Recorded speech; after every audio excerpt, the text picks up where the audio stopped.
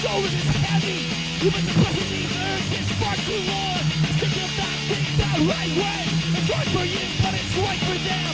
Because there's inside you going through. The one thing happens, you explode.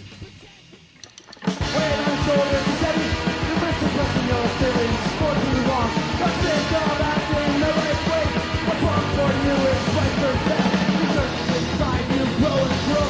The one day it happens, you explode. Weight on your shoulders is heavy.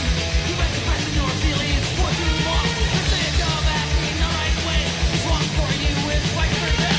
Because there's inside you grow and grow. So one day it happens, you explode. Then even that, you belong. Why the hell do you have the mask on? Say it all over again. This time it's different. You are listening to Unscripted Moments, a podcast about propaganda. On this episode, we are discussing Bent, track 27 from 1998's Where Quantity is Job 1 compilation. I love that we're doing this album, and it is, as you always say, stuck in the CD player, sitting in the room behind you. So I have busted out my copy of the CD booklet for this particular episode. Again, this thing is a treasure trove of notes, and inside the caption of this album sleeve, it reads, recorded in 1989 with our first bass player, the inimitable Scott Fenwich Hopper, and undoubtedly copious amounts of White Seal, R.I.P. Bent is a sudden impact cover from 1985's No Rest from the Wicked.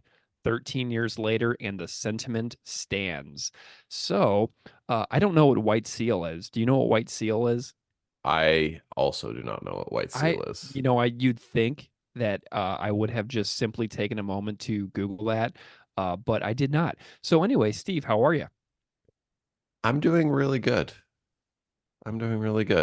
Nice. What's going on in your life these days since we last hung out at your house? It's been like a month, I guess. I don't even know when the last time we hung out is. I feel like it's been a while. I can't remember if we hung out before or after I went to Boston. I don't remember. I totally don't remember. I don't even remember the last day we recorded.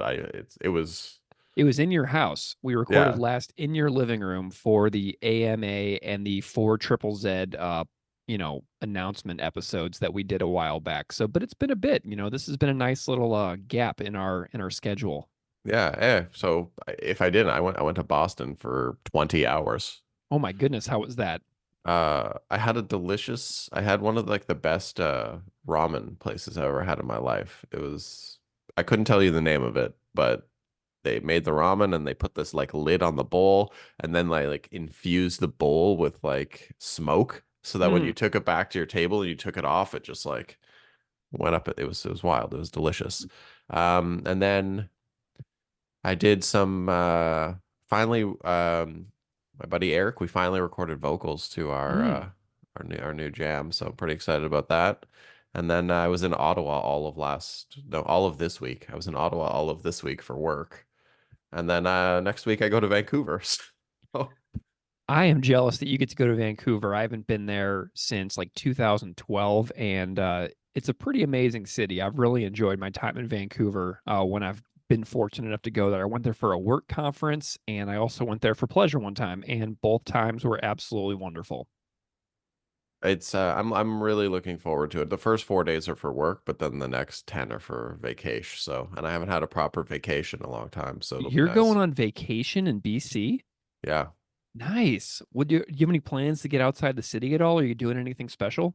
We're gonna try and do a lot of like hiking and outdoorsy stuff. Are you going over to Vancouver Island at all?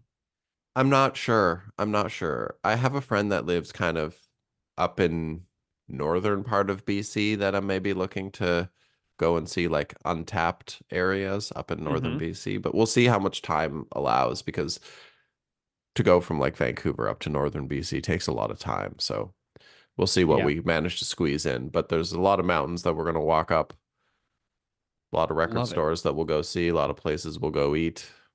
Love it. A lot of hoops to be thrown. It'll be fun. Well, if you wind up in Lund, British Columbia, you can look up John Wright from No Means No. He lives up there. And then if you go over to Victoria, you can look up Jason Lamb, who wrote the No Means No book. So I've had a couple of interactions recently with British Columbia folks that have been very pleasant for me to do. Oh, that's awesome. Yeah. Um, and then So for you've done a lot. Well, I have. Yeah, I went to see Avenged Sevenfold in Buffalo a while back. That was very interesting. Um, Was it I awesome? It was a very fascinating show. The openers was Poppy, who I believe Poppy releases records on Spine Farm Records, and Poppy was pretty cool. And then Avenged Sevenfold had a really cool, like, lighting show that tends to come with doing arena stuff, and they sounded really good. I was mostly going to watch Brooks Wackerman play drums because I've enjoyed his work all the way back to that Suicidal Tendencies Freedom record that they did on Side One Dummy years ago. The first time I ever saw Brooks Wackerman was actually at Warp Tour playing with Suicidal Tendencies, and he was incredible. And then he was in Bad Religion for years, obviously. Now he's been in Avenged Sevenfold for about the last 9 years, I believe. So I mostly was going to watch Brooks Wackerman play drums, and he does not disappoint. So that was fun. Then we drove with the kids down to St. Louis to visit my family. So I was in St. Louis for almost a week, in just around like the Easter time and several days after Easter. So St. Louis is really cool. Um, and I drove all the way there in one shot without stopping, and all the way back in one shot without stopping. Left at 3 a.m. both times and drove 11 straight hours. The first time down, we stopped two times, and the way back, we stopped one time. So it was Where are you stopping on this drive? Like we're what mega metropolis cities are you stopping in between Buffalo and St. Louis? Well, it's pretty interesting because on the way down to St. Louis, it's all interstate. So we would go down to Erie, Pennsylvania, and then we would go over to Cleveland. And then at Cleveland, you go south. And then a couple hours after Cleveland, you hit Columbus, Ohio. And Yep. Columbus is about where you have to stop and refuel. So Columbus was a stop, both directions. And then from Columbus, that's when you pick up I-70, and that's when you go over to Indianapolis, and then you drive all the way across the state of Illinois, and that's when you hit St. Louis. So it's an easy drive. It's just that it's long. Like there's no like challenging driving whatsoever. It's all straight shot interstate, but my goodness, it is a long, long drive. So I did that two times in 5 days. Do you have to drive through Dayton, Ohio? Yeah, we do actually go through Dayton. I'm I pretty just spent sure. a couple weeks in Dayton a few years ago. Oh, interesting. Yeah, I'm pretty sure we do go through Dayton. I can't even really remember if it's Dayton or Akron. I think it's Dayton, but I can't think of it off the top of my head because it's just all kind of like a fugue state at this point. Well, I mean, and then it's also at the end of the day, it's like no offense to anyone listening, but it's also like Ohio.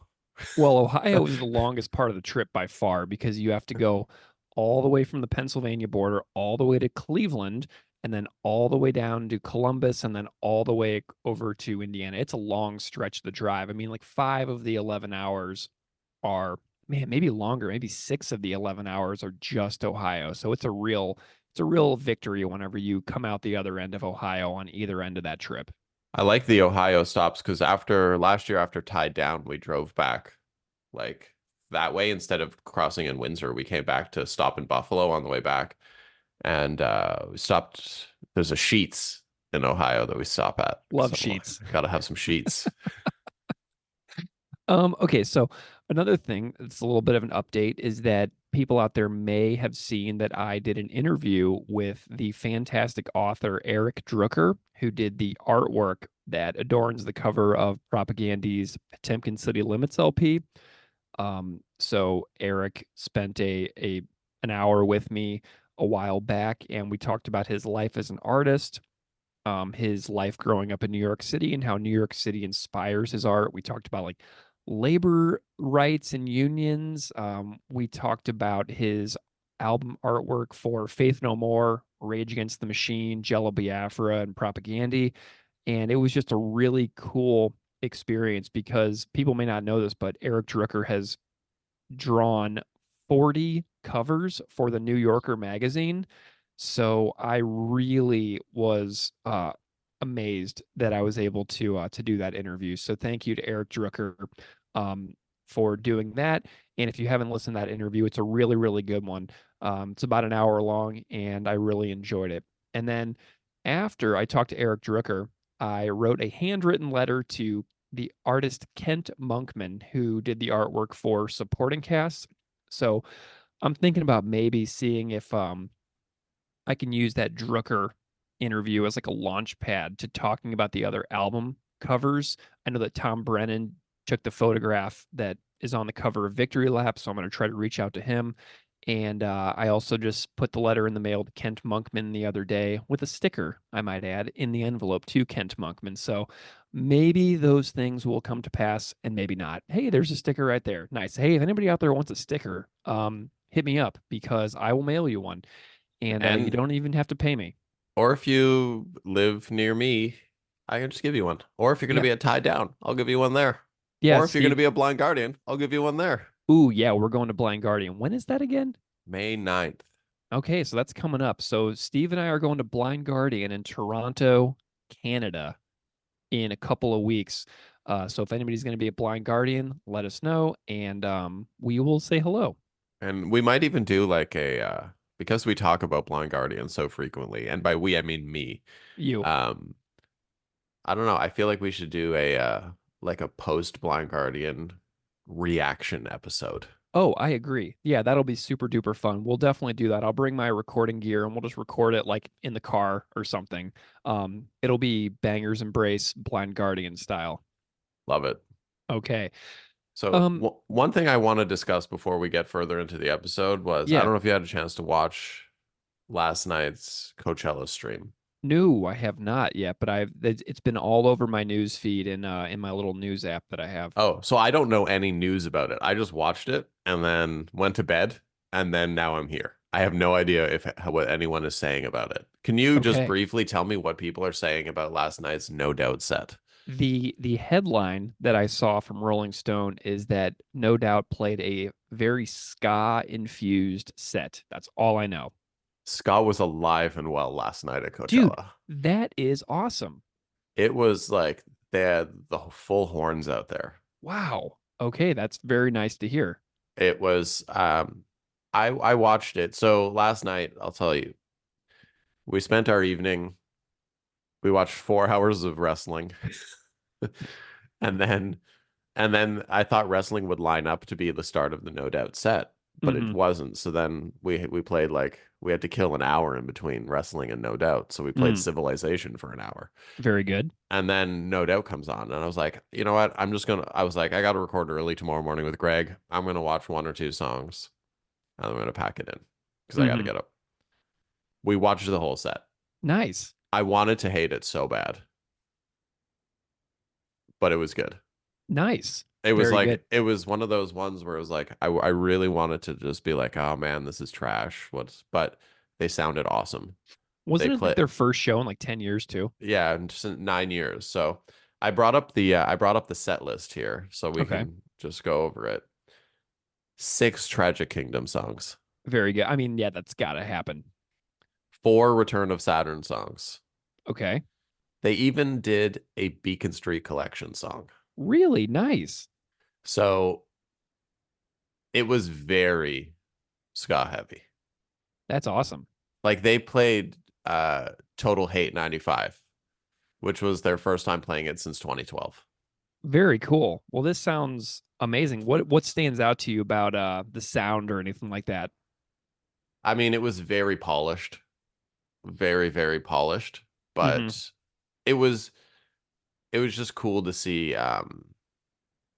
like a rock centric show having that type of spotlight at a big thing like this. Like obviously like Blur played I think 2 bands before them or whatever, but I don't know. Hmm. It's different. Like Blur have no connection to like this, you know, subculture of music that we like versus No Yeah. Doubts have that loose connection based off of where they are now versus where they were, right? So Yeah. You know what I just learned? Like less than a couple weeks ago is that the other three guys in No Doubt who aren't named Gwen Stefani, they have another band with Davey Havoc. Did you know about that other band? What's it called? Dream Car, I think. Oh, I didn't know that. Yeah, they have a band with Davey Havoc, and they had a full length that was out in like 2017, and then they just released a brand new EP very recently. So like those three guys, Adrian, Tom, and Tony. Tony, Yeah. Tony from No Doubt, they have a band which has Davey Havoc singing as well, and I Oh, just learned about that recently. I'll have to listen to that later. Yeah. Um, very good. Well, did you watch any other Coachella sets or anything, or was that the only one? I tried to watch a little bit of the Lana Del Rey one, and then like straight up, The I Lana love Del Rey set got a bad review. I love Lana Del Rey, but man, she should not be playing festivals like this. Her music just doesn't work for it. Yeah, yeah, like the review, there was a Lana Del Rey caption that was not super duper, not super nice. So she would excel in like 500 cap room as like the loungy vibe. It would be Hmm. unbelievable. It would be one of the best shows you could see. But like taking that music and putting it on the large stage, it falls so flat So because don't put her in front of 80,000 people. it's just not meant for that. Like the music doesn't translate.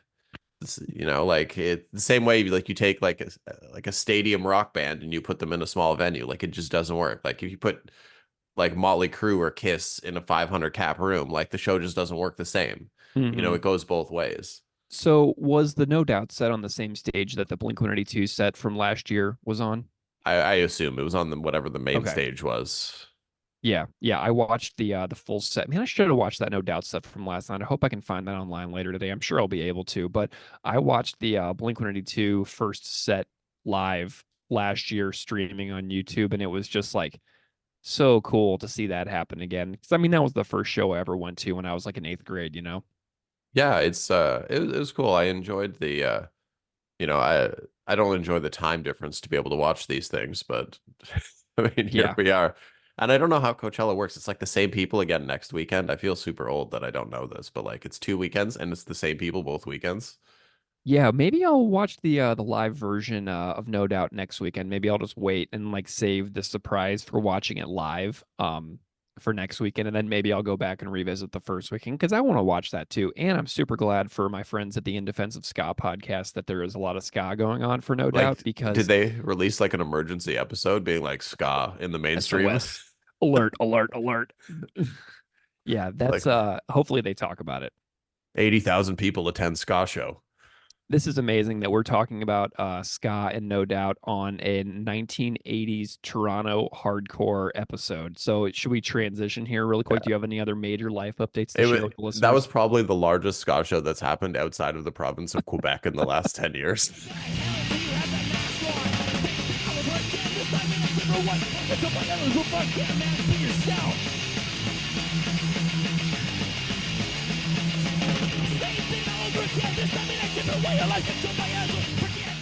So let's chat about propaganda and sudden impact. What do you think?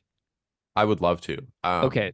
So the first thing, the caption from that the compilation quantity says it's their recording with Scott Hopper.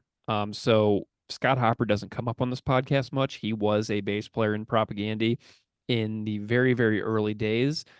He also was in other Winnipeg bands like Global Genocide, who we have featured on this podcast way back, like episode 50 something. Great name of a band. Love it. Global Genocide. And Love they're it. awesome. They're awesome. Global Genocide is so good. And I talked to their drummer, Deb Sinha, for the fucking rich fuck the poor episode.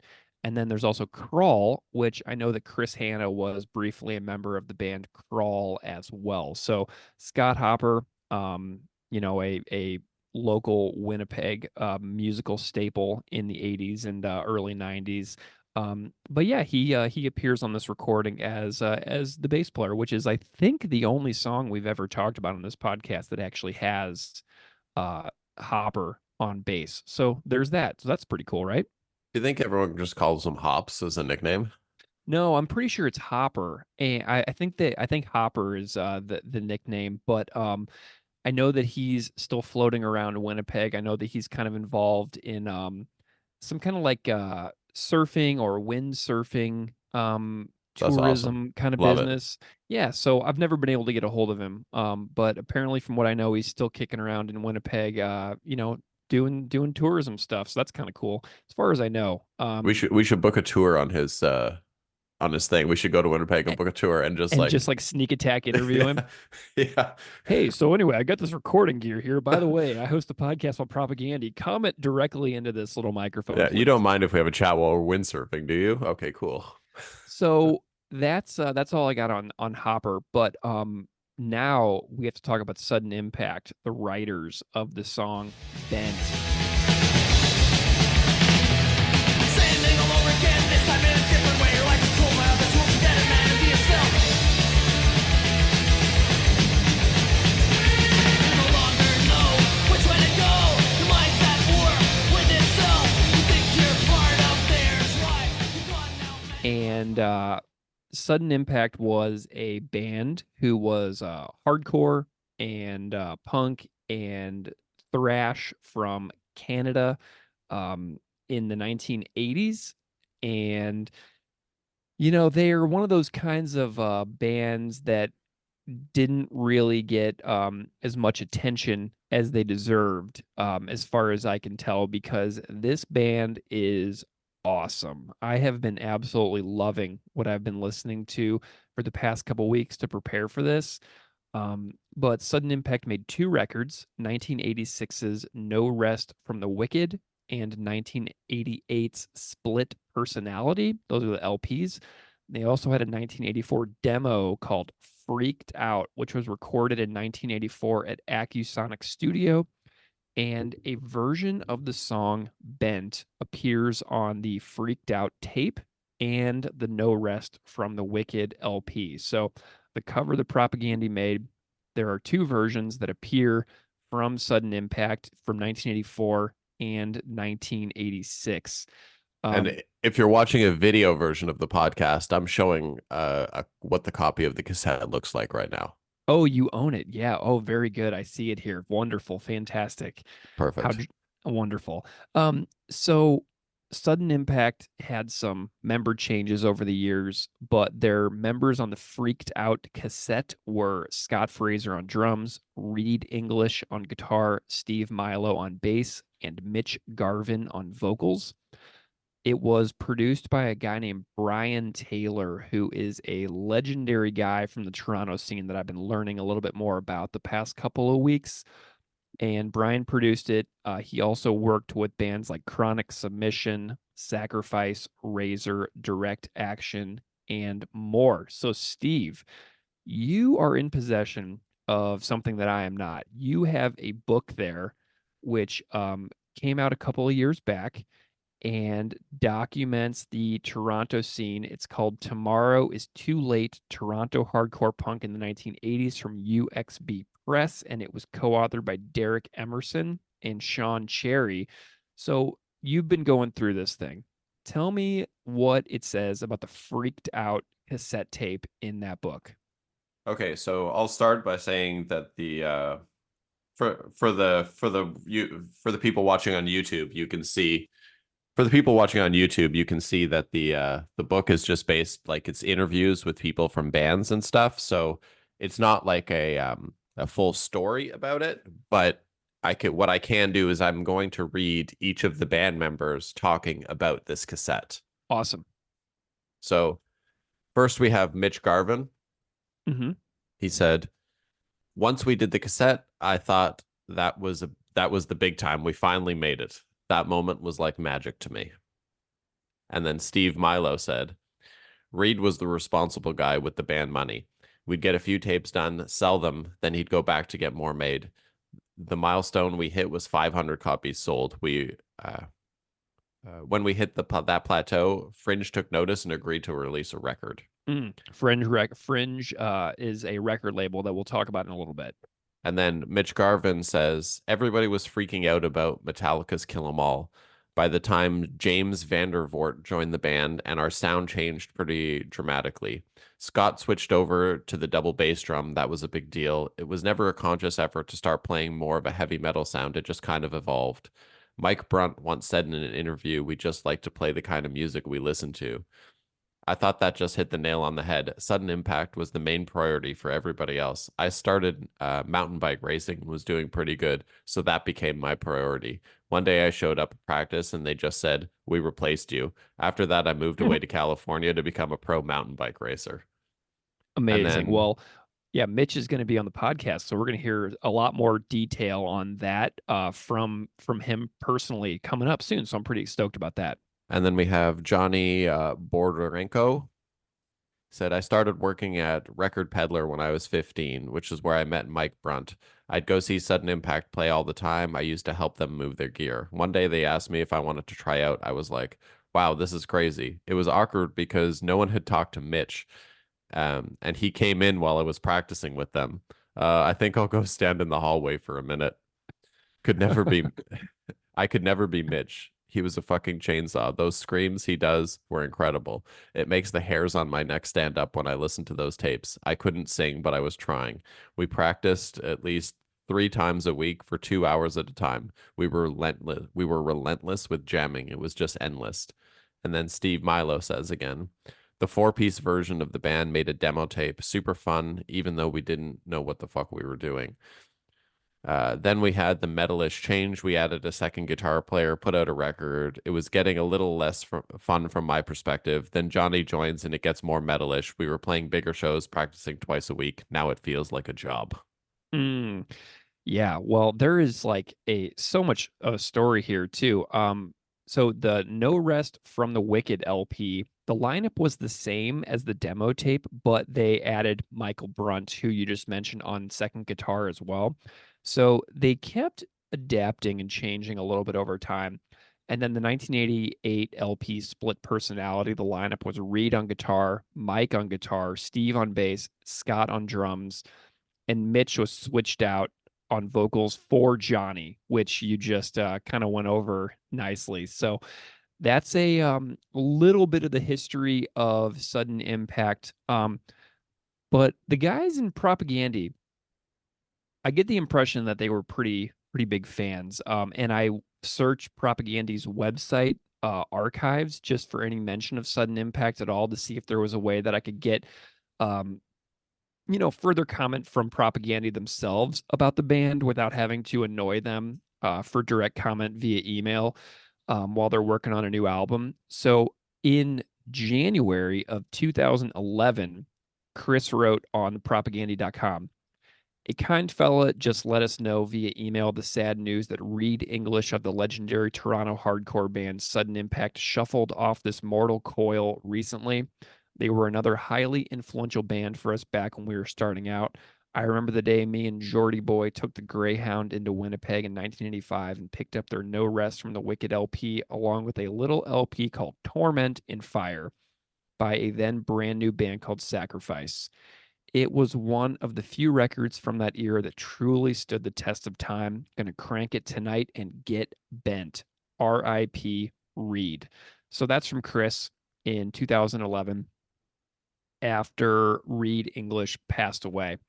Um, so I want to know a little bit more about Reed in a second because he was super influential in the Toronto scene. But I got a couple of obituaries that I found online for Reed. This is from the Music's Over zine. Reed English was a guitarist in Toronto, Canada, hardcore band Sudden Impact. Formed in 1984, Sudden Impact built a sizable following across Eastern Canada and the neighboring states below. After taking a hiatus in 1991, the band reformed in 1995 and continued playing through recent years. In 2007, they released No Rest from the Wicked. Reed English was 46 when he passed away on December 7th, 2010. Cause of death was not immediately released. And there's other ones that you can find, like from Toronto.com. This one says, "It is with great sorrow that the family of Reed English announces his passing at the age of 46. He will be sadly missed by his wife, Renee, his children, Mitchell and Simon, predeceased by his father, Frank, and survived by his mother, Ruth, and his sister, Jane. He will be lovingly remembered by his extended friends and family.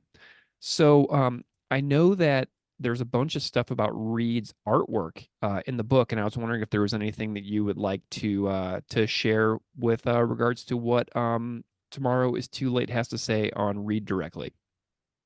Yeah, so there we've got four quotes about Reed's artwork here, and as everyone can see on the video podcast version, I'm holding up and showing some of his flyers right now.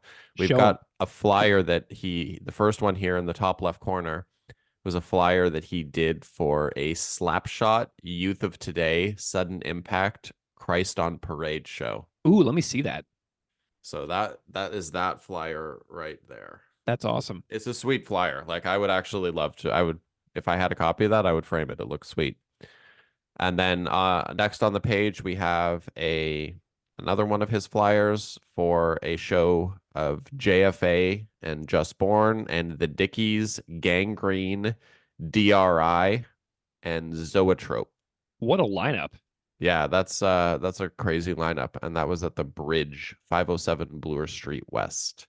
Cool. Anyways, so here is the write up. So we have Mitch Garvin as a quote about Reed's art. All I wanted to do in the band was have fun. For Reed, it was an artistic expression. He took it a lot more seriously. He did all the artwork for Sudden Impact. He was the artist in the band. Steve Milo says Reed went back to school at George Brown College and he had a project to do, so he did an album cover, No Rest for the Wicked. Johnny Borderenko says it's probably one of the more Toronto iconic looking record covers, on par with COC's, Corrosion of Conformity's Animosity. It's weird talking about being a fanboy of a band I played in before I joined them. He was also friends with Sylvain Fournier in Fair Warning and did their You Are the Scene record cover as well. And then Tony Meany says Reed was my roommate for a time. He was the definition of an artistic eccentric, but was dealing with a lot more demons than I realized. He eventually drank himself to death. He should have gotten help, but we never knew how bad it was. Definitely sad that he passed away so prematurely, but it's absolutely amazing that his artwork has been so preserved, because when you think about like show flyers from the 80s, man, it's amazing to me that any of Yeah. that stuff like got preserved at all. Like Like there's another, so you can see there's another Sudden Impact thing up there. That's a oh sweet yeah. one too. And then oddly enough, on this page, it's they're talking about the artwork that Zoe's uncle did. Oh wow, amazing. So you're holding that book there, and so I cannot recommend enough that if anybody ever has a chance to look at that book, that they should. I personally have not been able to see it. A bunch of the stuff from the era, there are so many Toronto bands that I had no idea about, and I'm really glad that all those things are compiled in Tomorrow is Too Late, Toronto Hardcore Punk in the 1980s. This book was like long out of print and sold out by the time I even learned it existed. So I am excited that next time I see you, I'm going to poke through it. So to prepare for this, just to kind of wrap my brain around the Toronto hardcore and punk scene in general, I found tons of podcasts about this book with the authors and the contributors. And, it's pretty cool that this book exists, and it documents the scene in Toronto during the final like decade of the Cold War, basically. And the book has tons of photos and art, like you mentioned, and memories from the people who were there. And it also has covers bands, gigs, culture. And Sean Cherry, who is one of the co-authors of the book, um, was very helpful to me in tracking down some information that I needed to know. So I got to say thank you to Sean Cherry. But are there any other sections of the book before we kind of move on that you feel are sudden impact related that need to get shared, or did you kind of go over everything? I'll go through quick. I just want to say that by no means the only reason I have this book is because Zoe's dad and uncle are so prominently featured Mm, consistently throughout the book. Like Zoe's uncle is one of the main contributors in the book. amazing. And the book talks about I think 5 of Zoe's dad's bands. So that's why I have the book, because it's like a family thing essentially. Wow, you're really lucky. Did you like reach out and say, "Hey, we're learning about sudden impact"? I did. I reached out to them, and they provided quotes ish. I won't Mhm. go into them, but they both are friends with the Sudden Impact guys. So Cool. Um, yeah, were they surprised that we were like spending our time on something like this? I don't think they were necessarily surprised because I'm a big fan of Zoe's dad's old band called Swindled, who they talk about just extensively in this book. Hmm. I think they're awesome. And I'm always like messaging him, asking him questions about stuff that I find in here. So I doubt he was surprised at all. Nice. Does Swindled have LPs or cassettes or anything like that are in the world? Oh yeah, they're on all streaming platforms. I have a 7-inch behind me over here. Yeah, they're Okay, well now I'm officially upset with you that you've never told me about this band. So now I have to go and find Swindled for myself because I'm on kind of a Toronto 80s hardcore kick at the moment, which I would like to go into more depth now if I may. I believe you were told about that band when we were sitting out having breakfast Mm, after the Earth Crisis Strife show. yeah, I believe you yeah. were told about it back then. Hey, you know what though? That was very early on in our friendship whenever I was kind of all like, I can't believe we're all sitting here right now. So that's my excuse is that Because was just so early on in our friendship before I we remember developed this amazing rapport that we now have. I remember your reaction like it was yesterday when Zoe told you that her dad was in a band called Pineapple Thunder Pussy. I'm sure that it was very awkward, a very awkward reaction. So, As okay, so enough of that. I'll just go through the other parts of the book here. So I've got okay, a section here where we have a sudden impact show where they opened for Suicidal Tendencies at Larry's Hideaway, which was 124 Carlton Street on April 4th, 1985. bring it. And this show started at 9:30 p.m. Mm, And guess how much the ticket price was to see Suicidal Tendencies, Sudden Impact, and Terminal Rage? $3 Canadian. It was $6 of human Canadian money. Six Oh, wonderful. dollars. Oh, so double. Yeah, so $6. And I'll just read a little bit of we've got a quote from Scott Fraser and Steve Milo about that gig. Scott Fraser said, "We used the washing machine as a cooler. We put beer and ice in it and went downstairs to play the show. Later on, I could see water starting to pour down through the ceiling onto the drum kit. We weren't thinking the ice would melt and the water would find its way onto the floor." Steve Milo said, "The Garys gave Suicidal a hotel room up above the club. The band thought they were traveling in style until they found a condom in the shower, and then they fucked right off." Oh my God. So Nice. we got that, and then I've got another show here that they played. It's 7 seconds, hype, sudden impact, and negative gain. This was at the DMZ 337 Spadina Avenue, August 24th, 1985. How much was this show, Greg? Uh, $5 Canadian human money. It was $6 of human Canadian money. Man, Six dollars. everything was $6. Yeah, and then we have Steve Perry here. He said, "There's a rumor the Circle Pit started at this Toronto show." The Circle Pit is set. Was it invented at this specific show? Maybe. Huh. All right. I mean, crazier things have happened for sure. Circle Pits then became a thing for the next few years and moved on to different clubs. Toronto even gets mocked by bands like Gangrene, who have come through town calling us the Indianapolis 500 because we're running in circles. I wouldn't say our scene was the first to do it, but it seems like something organically came out after this show.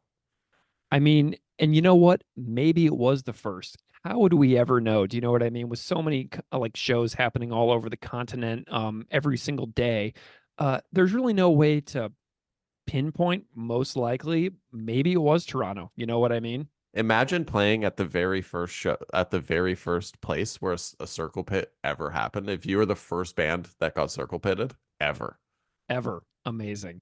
Maybe man. it was in Toronto. Hey, you know what? You just also mentioned 7 seconds, and I got to just go on a little tangent here for a second because My friend Chris Fox sings in a band called Boss's Daughter from Reno, Nevada. And I recently got a couple of tapes in the mail from Chris that I have been playing nonstop because I'm a cassette person now. Um, and he did a compilation called Destroy All That Tradition, which is a Reno only compilation of all Reno bands covering only 7 second songs. And it is absolutely awesome. So if any 7 seconds fans are out there, definitely go check out the cassette tape compilation Destroy All That Tradition from that my friend Chris and Boss's Daughter worked on. It's amazing and I love it. So anyway, back Oh. to Toronto.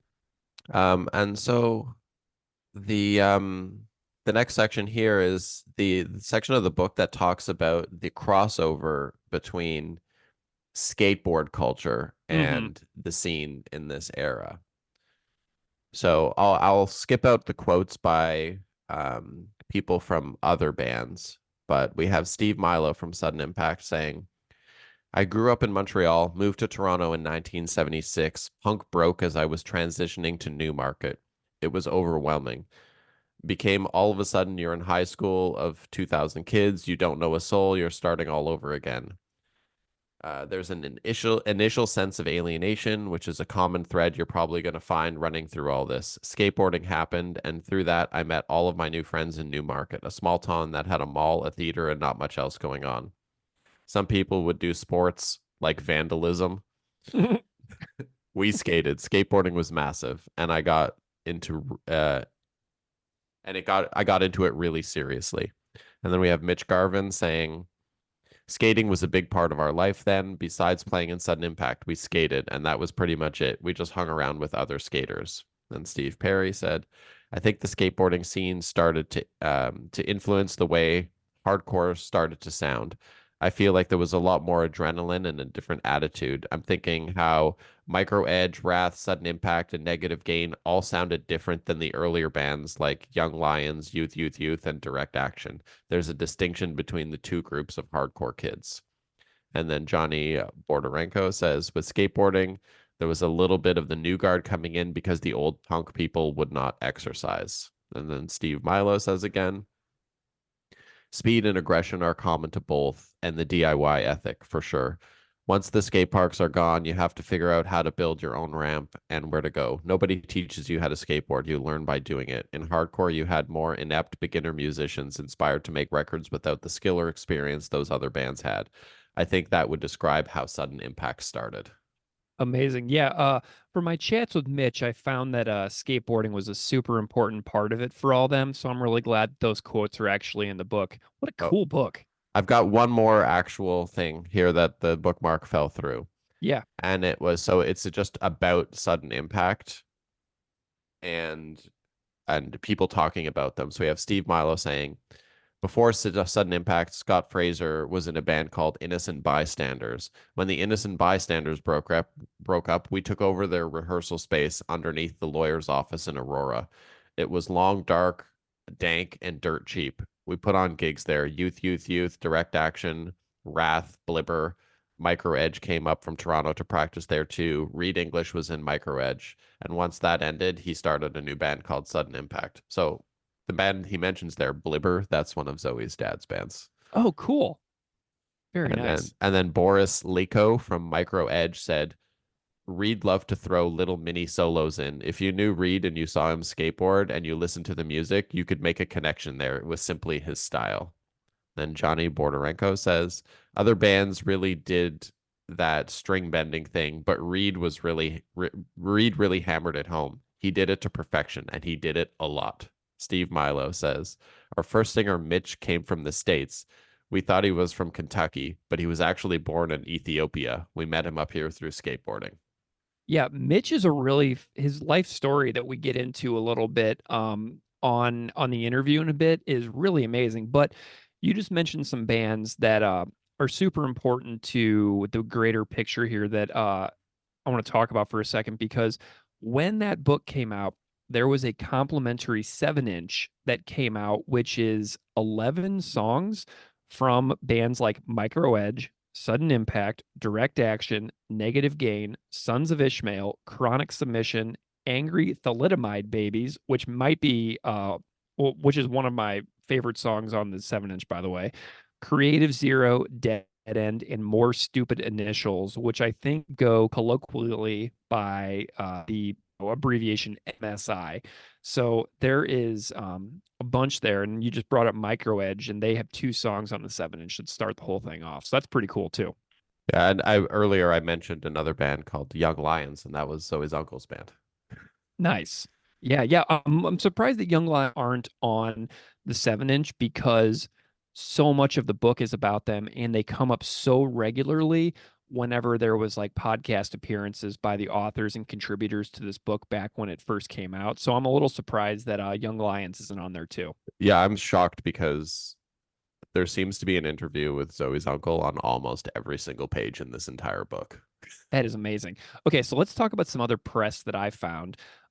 If you want to dive deeper into the documentation of the Toronto scene, but you cannot find or read the book, here are my suggestions that I personally listened to recently. So, episode 511 of the Creative Control podcast, that has a great hour-and-a-half episode recorded live at the Toronto Reference Library from July 23rd, 2019, is fantastic and the place to start. The guests on that episode are Derek Emerson, Sean Cherry, Simon Harvey, Fran Grasso, Steve Perry, and Doug Galbraith, all of whom contributed to the book, authored it, etc. There's another great episode that I recommend from Turned Out a Punk with Damian Abraham, who was our guest on the State Lottery episode. Damian had an episode with Fran Grasso, Derek Emerson, Sean Cherry, Simon Harvey that came out on October 2nd, 2018. And that episode is called TOAP 80s Toronto Hardcore Special. Damien also did an interview with Derek Emerson and Chris Turner on Turned Out a Punk's 80s Toronto Metal special about the book Eve of Darkness. And that episode got released on September 19th, 2021. And another thing that I want to go just a little bit into, earlier you mentioned Fringe. So that is a record label called Fringe Product, a Canadian independent label founded in 1981 by Ben Hoffman's Record Peddler, which was originally a spinoff of Ready Records.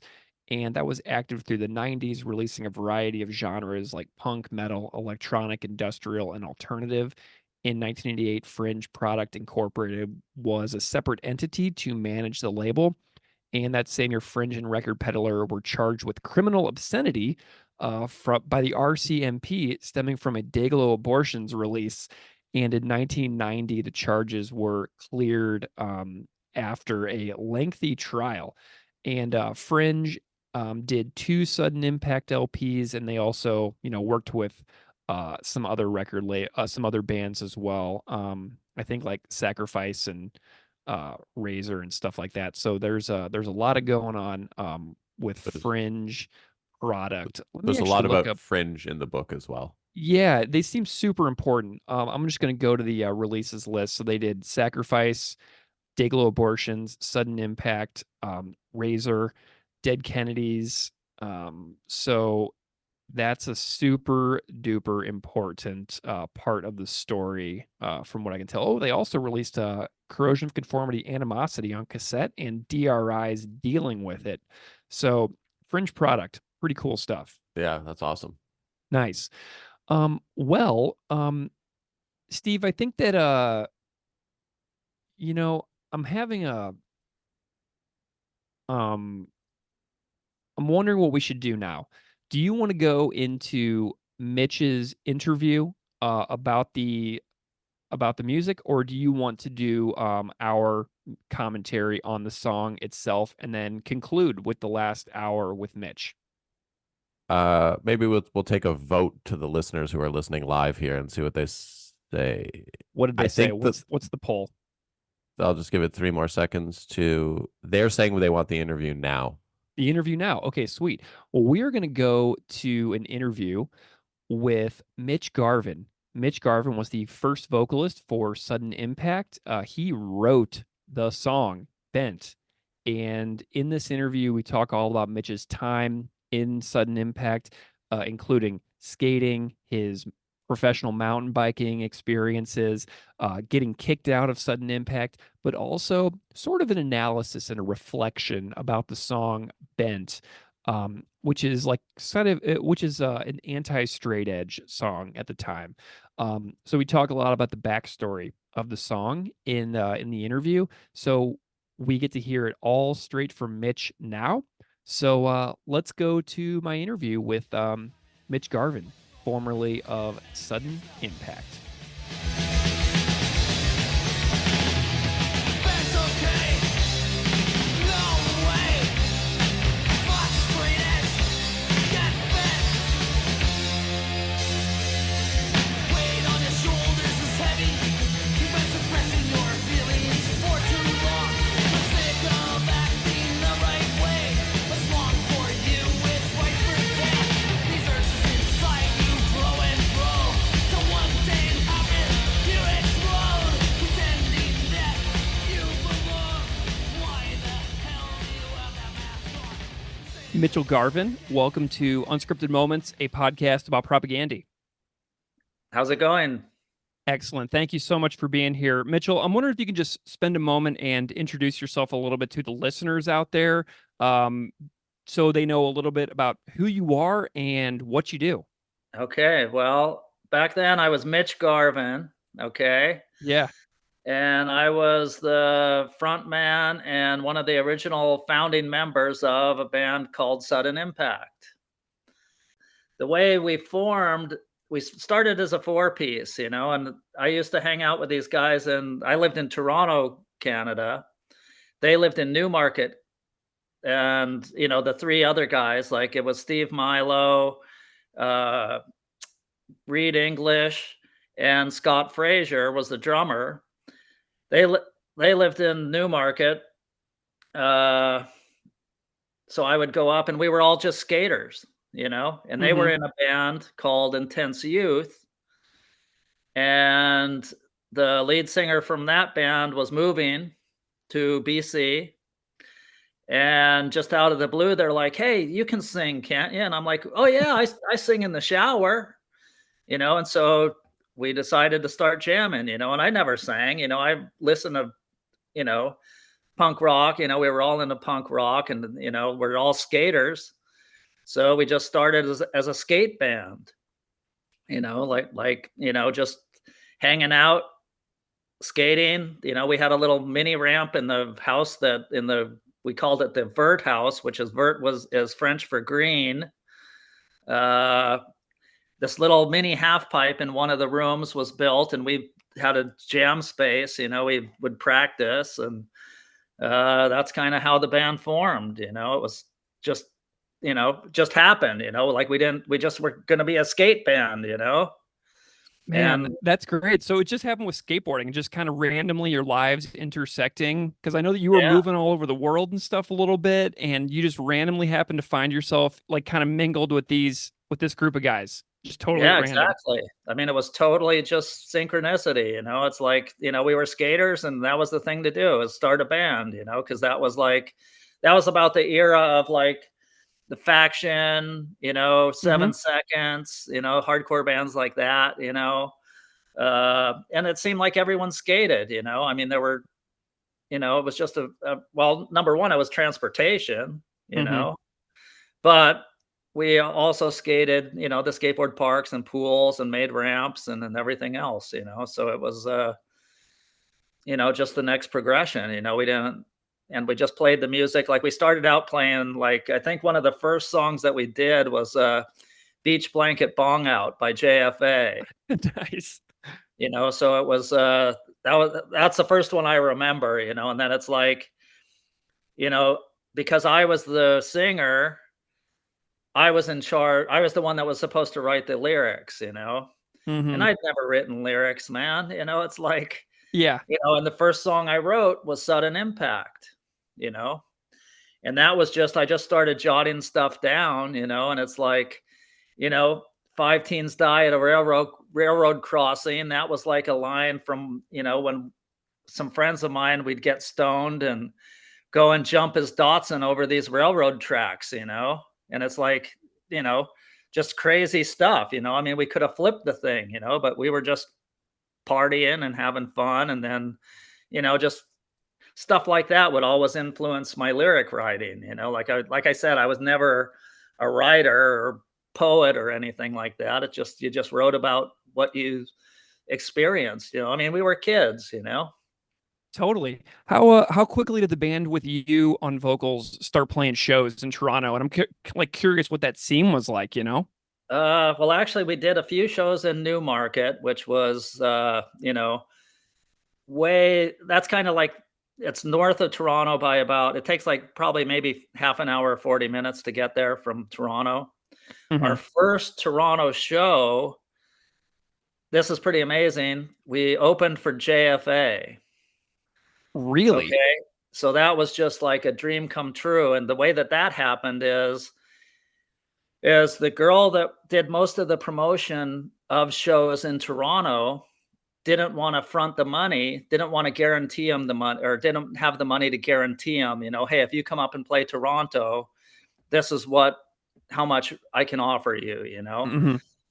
So I volunteered to, I didn't know how the hell I did this, you know. I just said, hey, I want to, you know, we want to play with JFA, man. This is going to be amazing. So I'm like, so essentially I made the gig posters, you know, and I promise them whatever, whatever, hey, yeah, this is how much it's going to be. So she kind of did the show, but I was going to front the money, and I just figured we'd make enough at the door, my brother worked the door, and it was like at some, I can't even, oh, it was at the Turning Point. Okay. Which was this totally crazy. And all the punk rock shows were usually at bars for a little while until a few shows happened and the pit happened, and it was just too crazy for the bar owners to, it's like, oh, we can't have any more of those kind of shows here. Hmm. But it was amazing because we, JFA came up, we hung out with them, we did mushrooms and skated, I mean, did the show and then went skating, and skated the streets of Toronto, it was amazing. Oh my God. And looking back on that too, like what an amazing life memory. You know what I mean? Like, look at what we pulled off. Oh It's, yeah. it's just so Like, fun, stuff like that. I think about stuff like that all the time. yeah, with no plan. And looking back, it's like I should have continued to do that, but it was such a hassle to set up everything. And you know, and fronting the money, like anything you do, all your buddies, oh, can you let me in free? And it's like, no, I can't, man. We got to make enough money to pay the band, or whatever. We didn't care about getting paid being in Sudden Impact, Hmm. but I mean, that was the way we rolled, I mean, it was just an excuse. I mean, there were guys in the band for sure that was their artistic expression, for me, I was just in it to have fun, Hmm. so. Okay, so we got what year did you join the band? Do you think you have like kind of a ballpark? Because I know the first demo comes out in '84. Yeah, How long were you in the 84. So band it before you was, guys recorded? yeah, I would say it was probably 82. Okay. And, maybe not even that long, I mean, it's kind of I've been trying to piece this together for years, exactly the Yeah. timeline, because my life was pretty crazy back then. And just trying to piece it all together, I'm amazed at the stuff that happened in such a short amount of time, Hmm. but that, you know, And it matters so much during those time periods too. It's like there's so much happening, but it all happens like you look back and like, how did we do so much in such a short period of time? Because it's like you come out the other end of it and you're like, wow, that was really not that much time at all, but so much happens. yeah, yeah, it's amazing, because we were at the band, and then everyone started to put out these their cassette tapes, and Brian Taylor was the one. He worked at this record store called the Record Peddler. Okay, and he had a connection or something. So if you were a local Toronto band, Brian probably was the guy that produced and engineered. He had an in with one of the studios, and all the bands of that time, I think Brian worked with them, and everyone was putting out cassettes. So we, uh, Freaked Out was our cassette. Essentially, it was like a demo, and so we, just kept on uh, having copies made, like they had a tape. I remember the stack of cassette recordings, and it's like, oh, how many guys do you want? How many of these do you want? And we'd like, oh, give us another 100, and then we'd sell them, like Reed was the one that did all the mail, all the correspondence. Reed was probably, I mean, he is the one that put most of the energy into the band.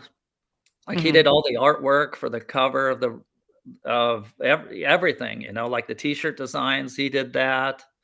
The No Rest from the Wicked, he designed, everything, did all the artwork for that whole album, you Yeah. know. And same with Freaked Out, the cassette, he did all the artwork for that, and it's kind of, it got re-released on vinyl, like I think last year, and Yeah. it's got a little booklet with it, and it's cool.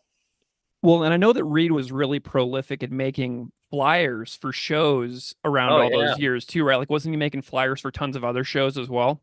Oh yeah, I mean, he was an artist, I mean, that was in school, I mean, we were pretty much, I was like 22, we were all about the same age, and so he's like pretty much out of college, but I don't know if he was out of college or still going to college. I think he was still going because I think, no, Freaked Out, I think that artwork was a school project. Mm, I believe, some of this is, I mean, this is a long time ago. totally. Man, that's awesome. Yeah. What do you remember most about the studio session for the demo? Well, I remember I remember the guy, I wasn't sure how we were gonna get how the response was gonna be, because we're a punk rock band, I'm not a singer, I was screaming, and you know, they have had the expensive mic with the, little guard in front of it, spit guard or something. I don't know what it was. Mhm. And they wanted me to stand a certain distance from that. And the one thing that I remember is like it wasn't like 3 chords into the song, and I grabbed that mic and I was like, it was a show, I was like Yeah. on stage again, I couldn't just stand there and do what I did, I had to act it out, and like be in the moment, it's like, you know, friends of mine that knew me from work, when they came to see a show, like I'm a pretty mellow guy, Mhm. and they would see me and they're like, "I can't believe that was you on there," and I'm like, "Yeah, that's my alter ego," it's like, this crazy man, that's up there where you're just, I mean, the crazier you got, the cooler everyone thought, I mean, the more they get into it. So it was Amazing. fun, man. Nice. Well, okay, so let's chat. We got 10 songs on this first demo, Freaked Out. Yeah, And track 4 is called Bent Okay. And so yeah, tell me a little bit about the context, backstory, and memory of this song as it's directly relevant to the okay, Propaganda song for the episode that we're chatting about. yeah. Well, Bent Okay was, when a about that time, the guys that lived in Newmarket, they decided to move down to Toronto because that was where the scene was, so everyone kind of regrouped in Toronto, everyone was living local then.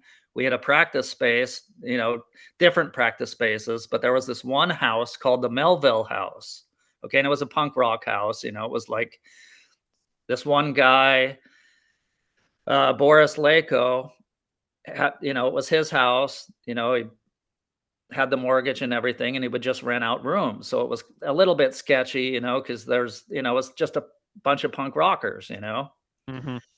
And anyway, that was about the time of Minor Threat and the whole straight edge movement. And Boris wanted to be straight edge so bad, and he was like, "Oh yeah, I'm straight edge," and the X, you'd put an X on your hand, and that would be you'd be flying the colors, you're straight edge. But he'd go on these benders every now and then, where it's just like he couldn't go straight edge. Mhm. And they were like gnarly benders, man. I mean, he was get ripped. And basically that song is the story of that of that time, and looking back on it, now that I'm an adult, I kind of feel bad because rather than reaching out and helping him, hey, dude, you're an alcoholic or whatever, like, which is what I would do now as an Mhm. adult. Instead, you write this song about him, and it's like, you know, I mean, I'm not bashing him or anything, but it was just kind of weird to see, like one of the lines in the song is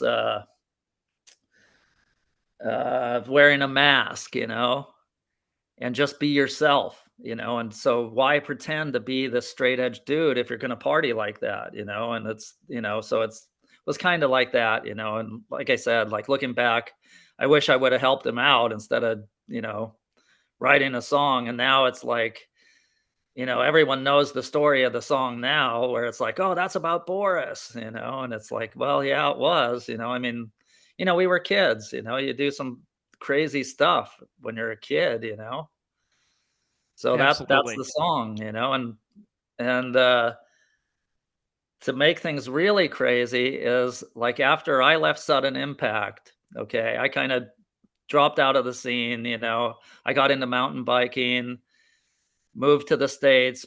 I wanted to be a pro mountain biker, so that's what I moved to the States to be a pro mountain biker. And, pretty much did that.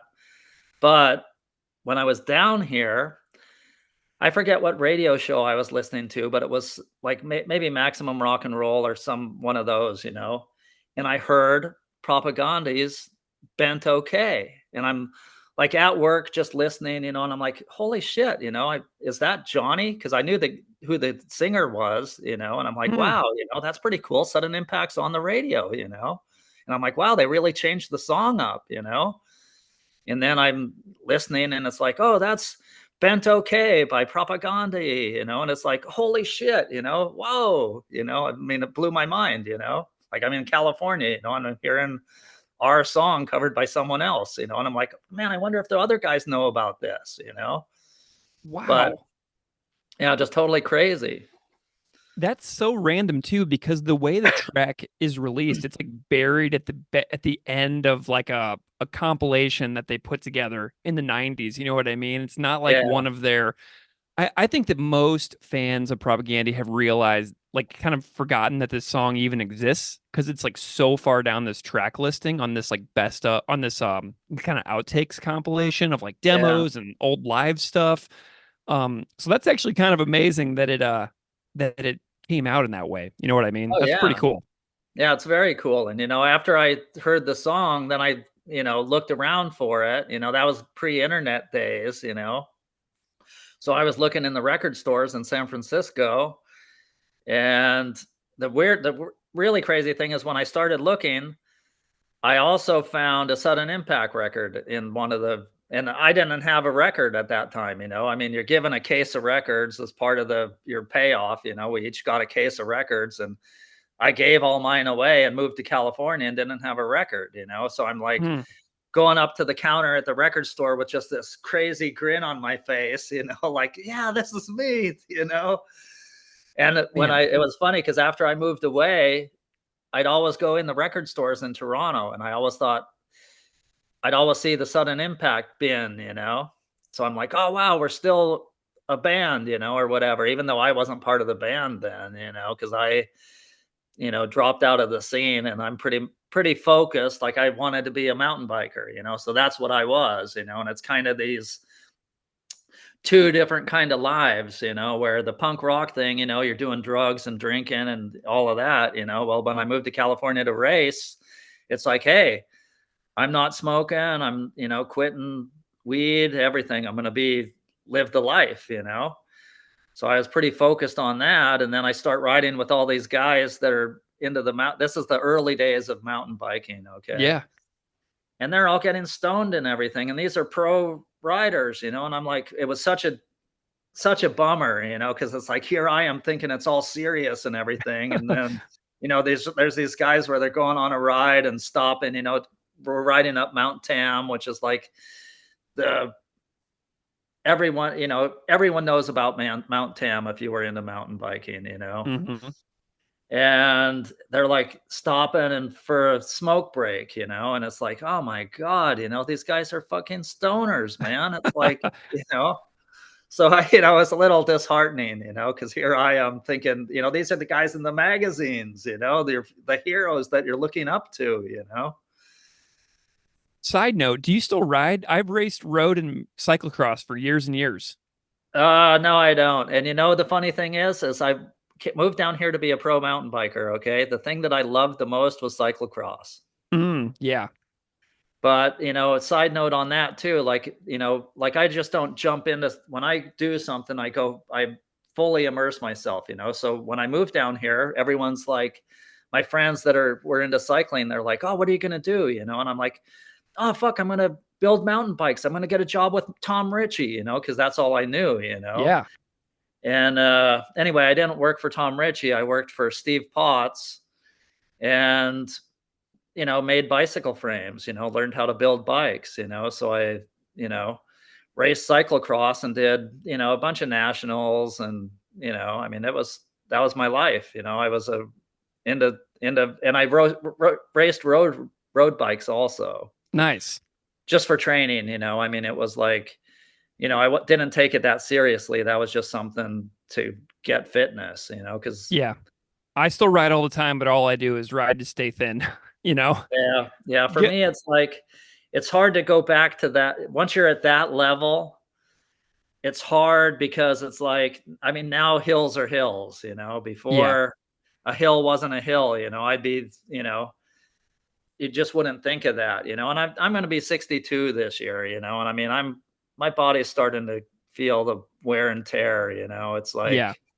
like, I mean, I injured my back at work one time, and I go in and I'm kind of all crunched over, and the lady's like, "Oh, you feeling your age?" And I'm like, "No, I'm feeling my youth, man. All the stupid shit I did. I was a Mm, skateboarder, and that was before pads. And I mean, you didn't wear a pad until you wiped out, and then you wore a pad till your knee healed or whatever. totally. Yeah, I hope I can ride for as long as possible, but man, I definitely hear you. Okay, so uh you are on No Rest from the Wicked as well, right? Yeah. Okay, so you guys put Bent on that album again as well. Were there any like major modifications between the demo version and the LP version, or is it pretty comparable across the two? Oh no, it's totally different. It's because we went from a four piece, like on Freaked Out, we were a four piece. Yeah. Okay. When No Rest came out, the whole like crossover metal kind of scene was happening, like more like hardcore, like Suicidal Tendencies and Scott. I can remember Scott and I forget when we decided to add the next guitar player, but Scott had started with the double bass drum. So it was a lot different than Freaked Out. And that was kind of the trend in Toronto. Like there was a band named Chronic Submission. Okay. Chronic Submission was a skinhead band. Okay. Like ska, just like total English influence. Hmm. And they kind of dropped out of the scene for a bit, grew their hair long, and just came back as like a total metal band, which was, Mm. I mean, Toronto was a huge metal. They had a huge metal scene, you Oh, know. totally. Sacrifice. I mean, Oh amazing. yeah. And so Scott and when we made the decision to add the another guitar player, Scott was already doing the double bass, and we had kind of transitioned, like kind of gone. I can remember this girl that I was dating at the time.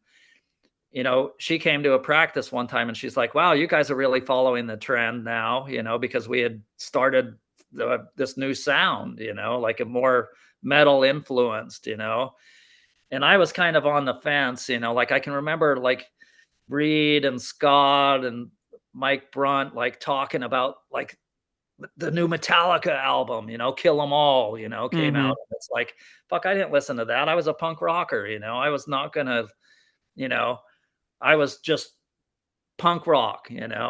Yeah. But I kinda liked the way the drums sounded and everything, and it wasn't like, I'm gonna buck, "Oh, man, you gotta do this," it just kind of evolved. And so it's a way different song than on the two versions are very different. And, we just thought, because we kind of treated that cassette tape, Freaked Out, as like a demo tape. So that's why we decided to put it on, because it was different. We slowed it down, had more like drum. So that was the decision there. Nice. Yeah, I'm curious about any of your favorite memories about any of your bandmates, like Steve or Reed or Scott or Mike. Like, what are some of your like favorite memories of like that time of just like being a group of guys like making music? Okay, well, this one's totally funny, because it was I think it might have been when we opened for Suicidal Tendencies, okay? And we're going to Montreal. Montreal's like, I think, 400 kilometers from Toronto or something. And none of us drove. None of us had a car. And there was a guy in this Toronto scene, I forget his name now, but he had a van. And any band in Toronto, this guy would rent, you'd hire him and he would drive you wherever. So we're like, hire this guy. Hey, we're going to go to Montreal and play this show. We're opening for Suicidals. And it was like a big holiday weekend, like Victoria Day weekend or some Canadian holiday. I forget what it was, but it's essentially like the 4th of July in the States. And the driver's like asking what our plans are. Are we going to just go there for play the show and then come home, or what? And we're like, everyone's like, no, we're going to party, man. We're going there. The women in Montreal, or, the scene in Montreal was totally crazy. Okay. Hmm. So anyway, we play the show. Steve Milo and I, we hook up with girls, and we go, we each go back to their house or their apartment or whatever. And in the morning, I'm at a cafe and I look over and, oh, it's Milo. So wave, hey Milo, and he comes over and we join tables, and these two girls that we both met are there, and he's like, hey, have you talked to the guys yet? Because we were staying at someone's house, we're supposed to be, but Milo and I didn't stay there. And anyway, I'm like, no, I'll go call them. So I had the number to where they were staying, and I call, and they're like, I'm like, hey, a sudden impact there, and they're like, oh no, they left.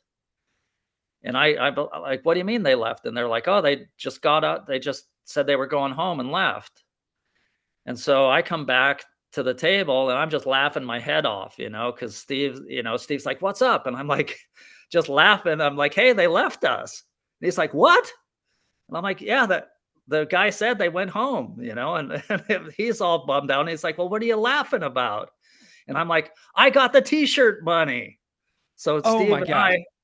Steve and I stay in Montreal and party, and we went home. When we went home, we tried to hitchhike, didn't get a ride, and ended up taking the bus home. I had the t-shirt money so we could afford a bus ticket. And then the next time we hired that guy, it was the next weekend. I think the show was in Guelph. And he's like, one question, who wants to get left in Guelph? And we never talked about it. Like, I was up there, I think 4 years ago, and Steve's like, something, we have to talk about this. What kind of guys would leave two band members in a foreign just in a foreign city, not a foreign city, but not just leave us there. Yeah. And we never confronted anyone on it. It's like, Milo and I think we were the fuck ups in the band, or, we were the ones that were just in it for fun. It wasn't an artistic expression or anything, so that's what we did, and the other guys, like Reed, was pretty serious. I mean, he was, there were times when I was like, Milo, don't take that shit, man, because Reed could be hard on Milo. And Gotcha. Milo and I were, for whatever reason, we just clicked. Like, we were the guys. Like, another crazy memory is I ran into him like in Toronto at some place, and he's like, oh, hey, I'm like, hey, what are you doing? And he's like, oh, I'm going to go to the Hare Krishna temple and have lunch. Why don't you come with me? And so, we're on our skateboards, and we go to this Hare Krishna temple, and you have to listen to the spiel, but you get free food. And it was amazing vegetarian. I mean, that's the best best food, vegetarian food I've ever had, I think, Hmm. I kind of look over my shoulder and I see our skateboards like up against the wall and our shoes. You have to take your shoes off. So there's some Van tennis shoes and everything. And I just thought of what a cool album cover that would have been with all the Hare Krishna, not paraphernalia, but whatever you call it, like all the temple stuff, Hmm. and then our skateboards, it's like like kind of a sacrilegious homage to skating or something, or I don't know how to describe it, but I thought if I would have had a cell phone, I would have got a picture. It might have been an album cover, but you know, I mean, that's just another great memory, I mean, that's all you have are the memories, I mean, and especially from that time, that era, like photographs are very, very rare, I Right. mean, because usually what happened, it was a girlfriend that took pictures or whatever at the show. Well, you split up with her and she burned them, and they're no longer around. Like there was a book put out a while back, like I think 4 or 5 years ago, called "Tomorrow's Too Late," and it's kind of like the Toronto music scene, and it's like all these photos are like in there, and it's like, wow, you remember the show, but it's like, wow, who took that picture, but for me, I forget that my snapshot of that show is my vision of it. You don't realize that, well, that Suicidal Tendency show was the biggest show attendance wise that we ever did. I don't know how many people were there, but it was like incredible. It's like, wow, this is we made the big time. It's like we weren't headlining, but opening for Suicidals was pretty rad. Yeah. So I'm curious if what you have. Do you have copies of the records and any flyers or a copy of Tomorrow Is Too Late, Oh Toronto yeah. hardcore punk in the 1980s? Do you have a lot of stuff like that Oh you've yeah, I have managed to that. get back over the years? Oh yeah, I've collected stuff now, like I have that book. Like I went like when that book was released, I went up. My dad had started chemo at that time, so I went up to visit my dad, and it just happened to coincide with the release of that book, Tomorrow's Too Late. Mm. And at that point, I guess it was like a month, it might have been a month or 2 months where I contacted Milo and I'm like, "Hey, I'm gonna be in Toronto," and I guess they had been talking about asking me to, because some of the bands were gonna reform and play a show at this book release party, and Sudden Impact was supposed to headline, and I guess Steve told Scott and Mike that, "Hey, Mitchell's gonna be up here, man, so we can have him do Sudden Impact," so I sang one song. It's on YouTube, I Yeah. mean, the whole thing, it's pretty cool. But, for me, I hadn't been doing that, and it's like, I mean, Sudden Impact was a hard song because of the screaming in it, like, there's one part in there where it's just like you're I'm envisioning or I'm imagining falling from a building, and crashing. So you're falling from this building just screaming, and then there's the sudden impact, That was the premise of the song, And so I kind of blew my voice out, I just practiced. We rehearsed a couple times, and it's like I'm kind of bummed because I wanted to thank everybody, but I could hardly even talk, and doing the one song was hard enough, but it made me want more, I mean, any of these bands when they reform, oh, this is our last tour. They may or may not need the money, but they need to feed their ego, like I Yeah. was never considered myself an egomaniac, but there's a charge you get, when you're on stage, I mean, it's like it's fun, I mean, it was amazing time, it was awesome. Yeah. Man, that's great. Do you I presume you've heard Sudden Impact's second record, Split Personality, before? Oh yeah. Yeah. So that was after you left, obviously. And Yeah. the vocals are on that album are credited to Johnny Borodenko. Yeah. Um, and he also did part of the reunion in 2019, right? Oh yeah. Yeah. He did the whole thing. Like, Okay. I wanted when they asked if I would do Sudden Impact?" I said, "Sure," and I thought about it, and I'm like, "Well, I wrote most of the music or most of the lyrics on No Rest, and in all honesty, Sudden Impact is, I mean, that's the best record, I mean, No Rest is better than Split Personality, I think, and that's not me just being because I was involved in it, you know. The music's way better, I think, like, yeah, I just think it's a better record, so I was like, well, why not have me do more than one song? Like I wanted to do Sudden Impact and I wanted to do First Time There. And they're like, well, we're just kind of, by then Johnny was kind of, I mean, Johnny had been in Sudden Impact longer than I was, Mhm. and they continued to play. They did some shows here and there, so they were Sudden Impact, So I was just a guest, I did a guest spot, and did Sudden Impact, and it was cool. Nice. Well, hey, you are on this podcast now talking about all of your memories of Sudden Impact. So you are number one in my book here, Mitch. All right. So did you have you after I got in touch with you, so I managed to reach out to the people who compiled the Tomorrow is Too Late book, which is like Yeah. led me on this roundabout path to finding you a couple of weeks back, which I'm really grateful for their help. They sent me in a couple of good directions. Right. Um, but I'm just wondering, if you were able to listen to that propaganda version again, because it's like an old, like bad sounding, like demo recording, home recording that they made in like the late 1980s, I believe. Yeah. So it's not a really amazing cover. Um, like the Sudden Impact version is far superior. But did you get a chance to kind of like look back at that cover after I got in Oh, touch with yeah. you? Yeah, and I remember the record cover, like, I remember that, and the funny thing is, like, I was working on, I'd got moved to swing shift, like, about last year at some time, okay?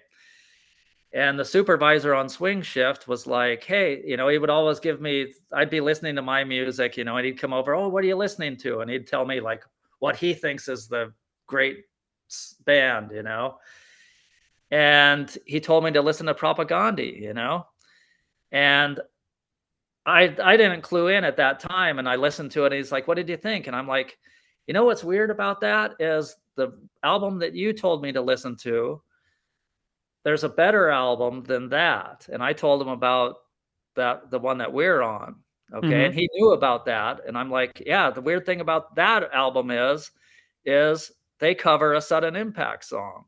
And he's like, Hmm. "No way."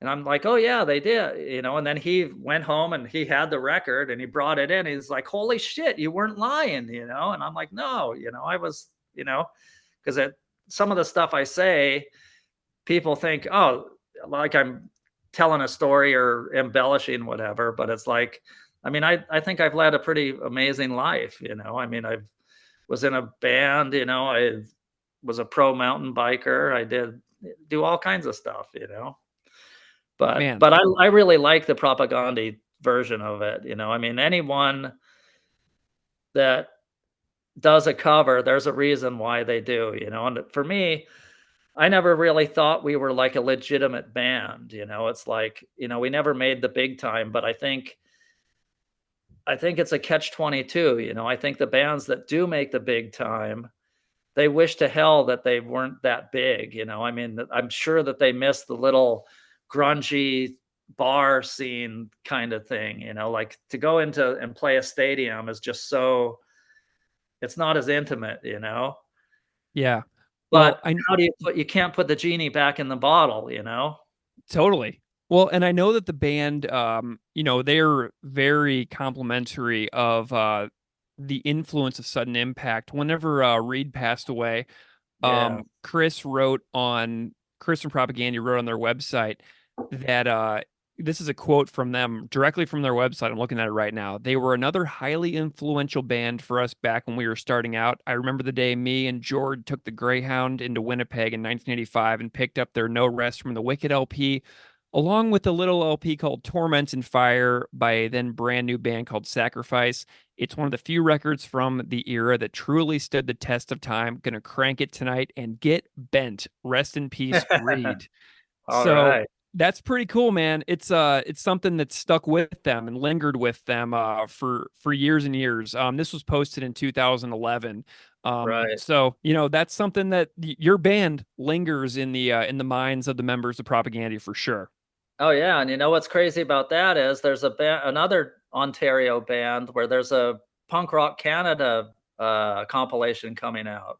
Mm, And this band called Stand Against Fear is doing a Sudden Impact cover. They're covering Sudden Impact. wheat. So, that, and they're doing a show.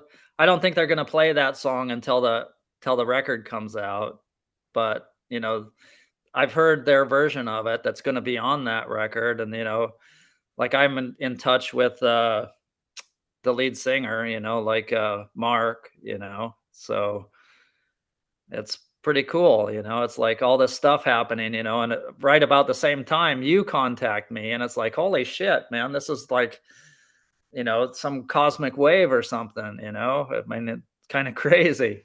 Yeah, the legend lives on. And as fans of this and as listeners of this podcast know, I will stop at nothing to find as much information on a particular song as I can.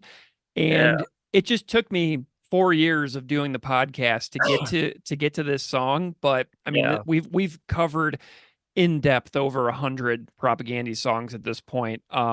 So it just took me this long to get to your song, but I'm Right. just glad that I was able to finally make it happen. Oh yeah, Uh, it's awesome, man. Like I'm totally stoked about it.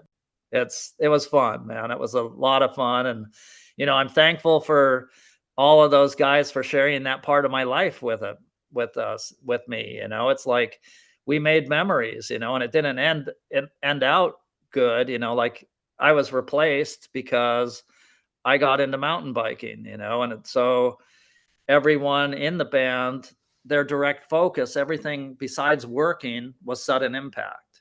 mhm. And I've started mountain biking and loved it, and, saw that, that was just the dream that I chased then, and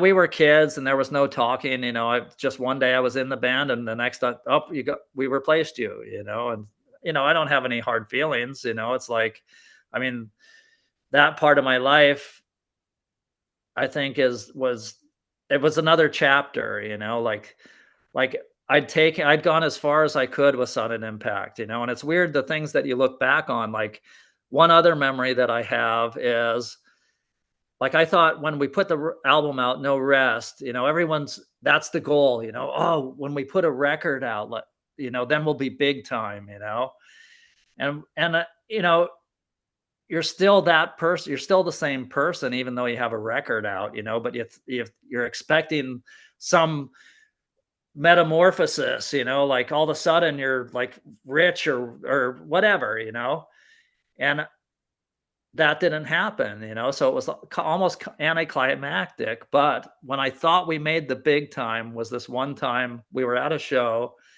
and this girl had a t-shirt on and she had drawn the cover from No Rest on the t-shirt just in black Sharpie. And that to me was we made it big, man. Seeing that girl's t-shirt is just burned in my brain right now. And to me, that was the pinnacle of, for me, Sudden Impact. It's like, wow, she did that all on her own, and I can remember doing that with Kiss records. You'd draw the cover of the Kiss album on your notebook at school or whatever, and but to see that was like the coolest thing ever, so that's Amazing. another standout memory, Man, I love it. Well, I am super grateful to you for sharing so many fantastic stories and talking about the demo, talking about the writing of Bent, talking about, the No Rest LP. I was Yeah, listening to it earlier, man, and that record still goes hard. I mean, it is a rockin' record. So I mean, if anybody out there hasn't heard it, definitely listen to it yeah, because it's a great record, man, and it kind of stands up. So I'm Yeah, kind just of. I think it does. Like I pull it out every now and then, and it's like, I listen to it and it's like, oh, you know what? We were a real band, Sudden Impact was the real deal, and when it was happening, maybe you're numb to that or whatever, but it's like when we opened for Suicidal, that was the biggest show we ever did, Mhm. and I don't know. It's just weird how things happen. It's like, I'm not expressing myself very well in that, but I don't even know where I'm going with that right now, but No, it's totally fine, man. yeah, Well, Mitch, thank you so much for coming on Unscripted Moments, a podcast about propaganda for and chatting about Bent. Man, I really appreciate your time and your stories and your energy, and I'm just delighted to feature you on this episode. So thank you so much for taking the time to be here. awesome, man. Yeah, it was a lot of fun, man, and keep me posted when it comes out because I'll.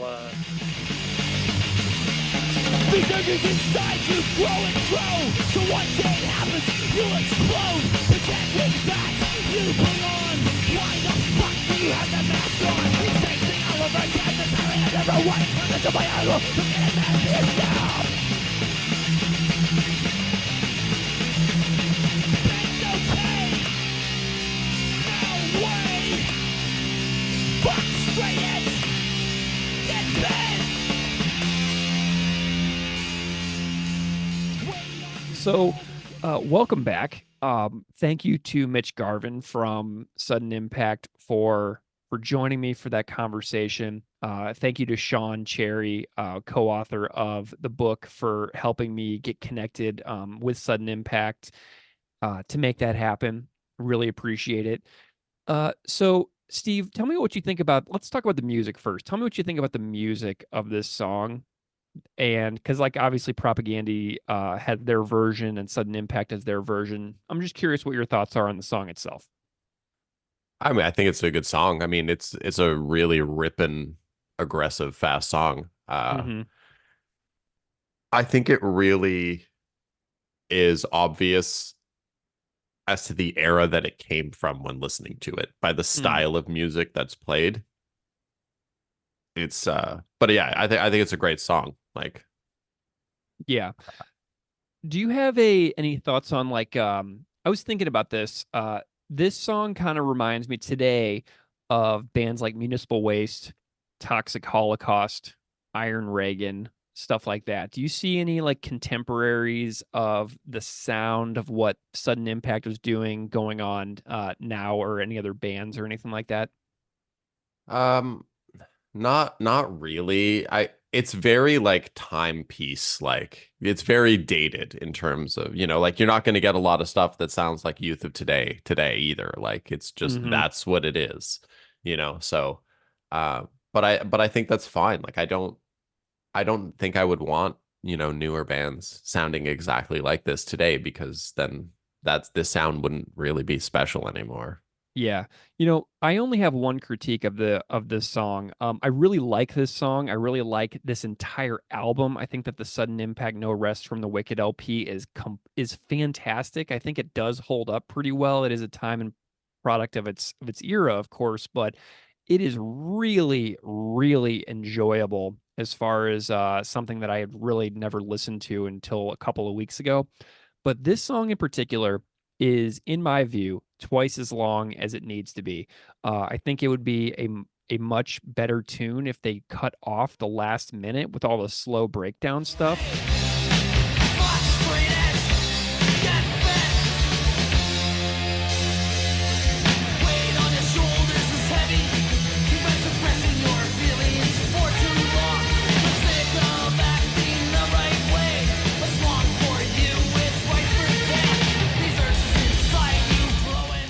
Because it's just singing the same thing over and over and over. And to me, the song's message gets kind of bogged down whenever the song is like twice as long as it really has to be.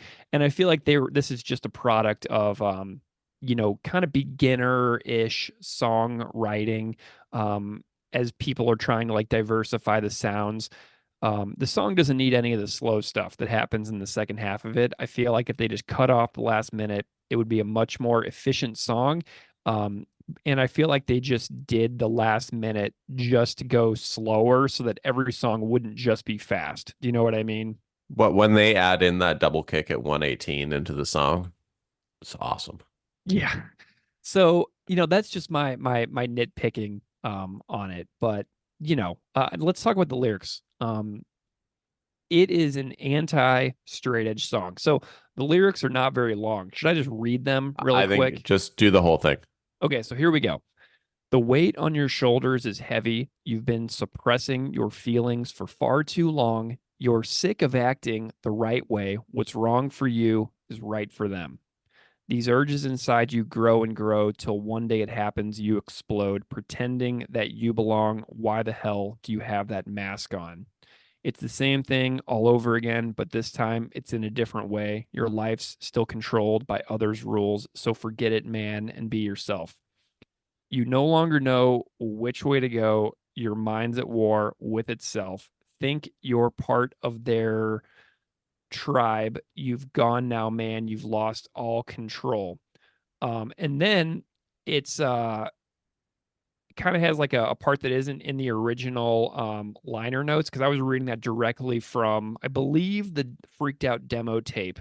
Yeah, because it's still called Bent OK in the image there. So this is an image that I got directly from Mitch Garvin. But let's see, there's more to it. Um, Forget it, man. Be yourself. Bent's okay. No way. Fuck straight edge. Get bent. So that's the reference that Chris wrote in that in his little tribute to Read English that he wrote. So bent is a direct reference to straight edge. Um, and so it's saying that bent's okay. So it's saying that we don't need to fit within this like rigid structure of life, and that being yourself is okay, and that you should just accept that if you're not straight edge, just accept it and live your life however you see fit. But then it has the very, very specific fuck straight edge lyric, which is an interesting sentiment of the time. And it's also very fascinating that Propaganda chose this particular song to cover. Um, it's just kind of an interesting thing because obviously we have Propaganda commenting on Firestorm My Ass, which also appears on this exact compilation, which is an earlier version of Nailing Descartes to the Wall. So there's the lyrics. Steve, I would love your reactions because I am not a straight edge person. I do drink alcohol fairly regularly, and I am curious on your take on this song and what you've been thinking about after reading it. So, first of all, there's an actual chapter in this book about straight edge at that time. Oh, interesting.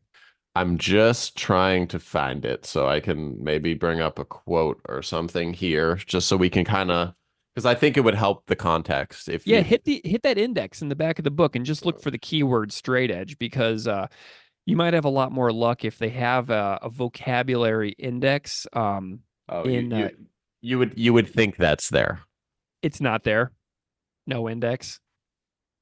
No, but I know it's near the back of the book. Just give me 2 seconds here. Okay, no problem. Sorry, Greg, you're gonna have to do some editing on this show. I'm not editing this. There's no way. I was just really fascinated by, the bluntness of the message on this song.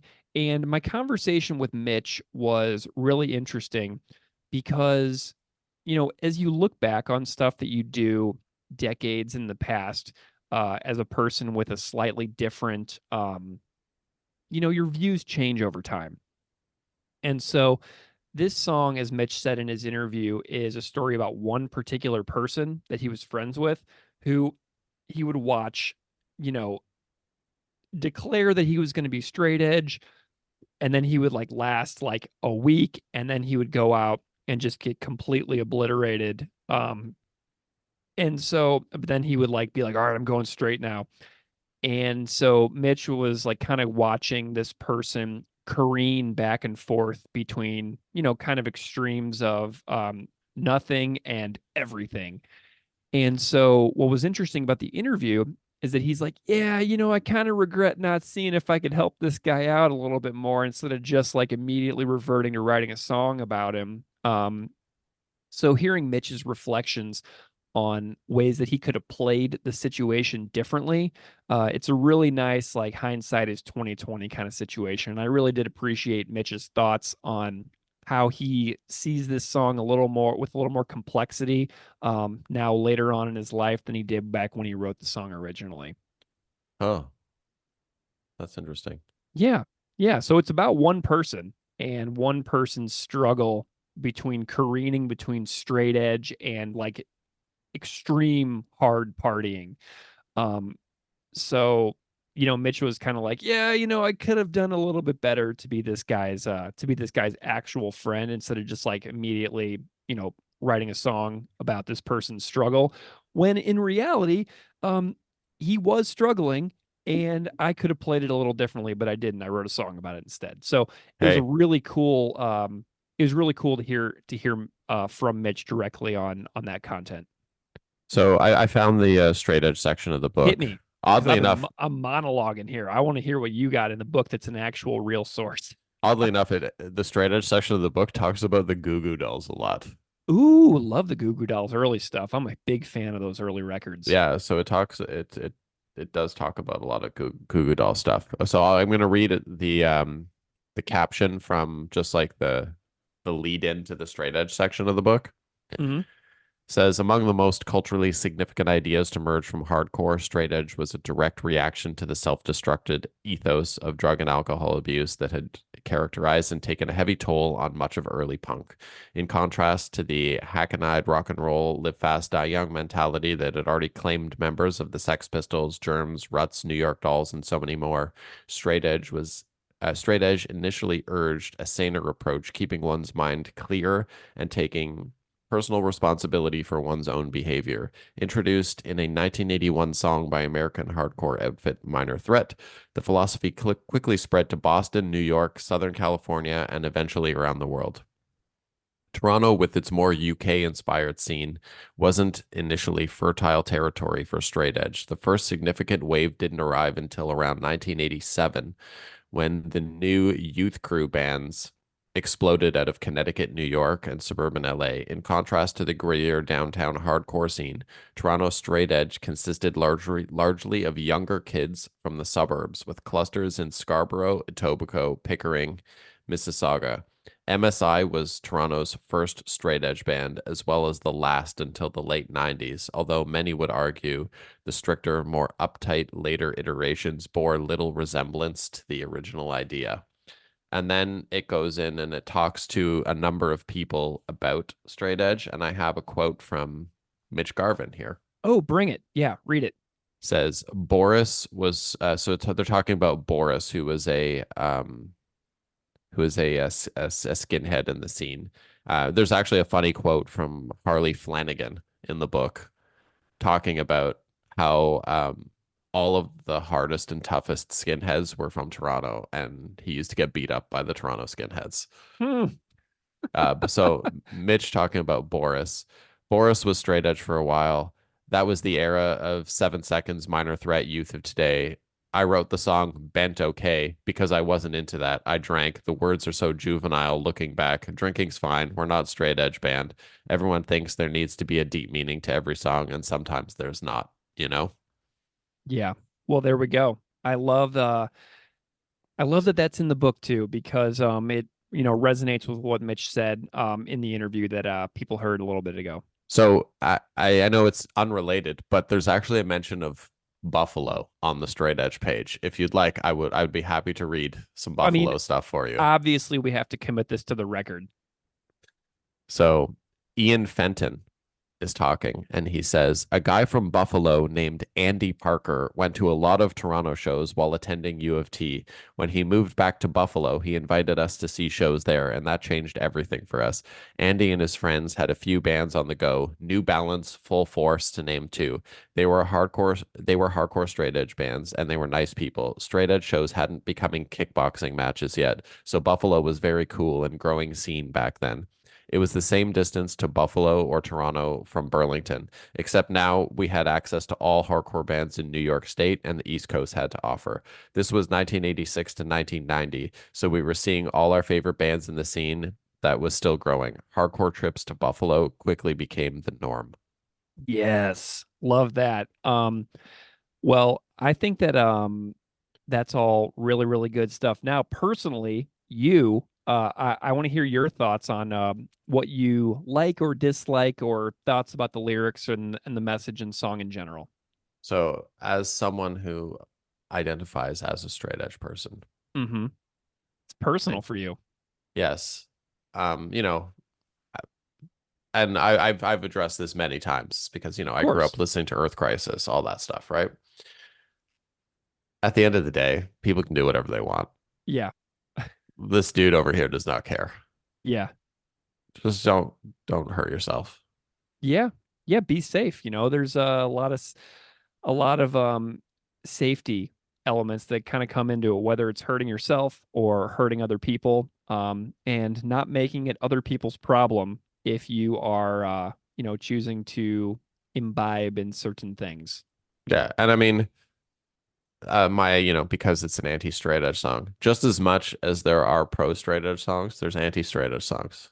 It's Hmm. all there's always going to be two sides to it, and that's just the way it goes, and that's fine. And and it's funny that that Propaganda chose to cover this one. You know what I mean? Because there's a bunch of other songs on the record that are, a lot of which are better than this song. So it's fascinating and humorous to me that Propaganda covered this particular song so that they could sing "fuck straight edge" into a recording. And then a few years later was doing the whole "Firestorm My Ass" thing. It's just a really hilarious good time. They have such a I, maybe we could do an episode on it at a later date, but Propaganda's relationship with the term straight edge. Maybe we'll see. We maybe that would require some interviews with the band. So I'm plotting and wondering if there's any legs here to that story. We'll see. We'll see. You, And you and never know. and if you're listening, Chris, hockey playoffs are coming up. What are we Let's doing do here, it. bud? What are we doing? Yeah, I'm sure that Chris has now been listening to this. We've already been at this for like 2 hours. So I'm sure Chris is definitely hearing this conversation. But yeah, hockey playoff, man. Like it would be amazing to hear a conversation with you and Chris where music never is referred to a single time. That's the goal. Come on, Let, Chris. let's do it. So my takeaway about the song is that Propaganda's cover is cool. It sounds terrible. They recorded it probably, I guess, in Chris's mom's basement whenever he was doing like 4-track stuff in the early days. I really liked Mitch's reflections about how he would do things differently now to maybe help his friend instead of just writing the song about him. We all live and learn, and I thought it was cool that Mitch was reflective about the tune, and it's been really awesome to have to make this episode because it forced me to learn deeply about a scene that I never explored. And that 7-inch that came with the Tomorrow's Too Late book is totally rocking. I'll put it on, if I remember, I'll put a link to the 7-inch in the show notes for this episode so that people can go listen to it. It's like 11 songs in 10 minutes. I mean, it's the best. So it's been awesome to learn about Toronto in the 80s and a little bit about Buffalo from you. So thank you for sharing some stuff about where I am, because it just makes the region of living here close to Toronto in Buffalo. It just makes it a little cooler because now I feel a little more connected to the history of all this music that I love so much in this region. So thank you for diving so deeply into that book. And I think that, while you are in Buffalo and technically in a different country, our scenes are so intertwined. Hmm. Like Buffalo bands play here and they get, similar fanfare to what they get at home. Yeah, So, and the Canadian bands definitely play more in Buffalo than they do elsewhere. yeah, Like, for I was never a big fan of them by any means, but like, for example, a band like Tragically Hip, hmm over the whole for the whole of the US, they're not like super known everywhere in the US. But right. like the last Sabres game I went to had a Tragically Hip cover band as the house band. Yeah, well, and another one that's going on right now is the Arkells from Hamilton. Yeah. They are huge here in Buffalo. They sell out 3-night residencies at Town Ballroom. They sold out a lakefront show at the Outer Harbor in Buffalo last summer.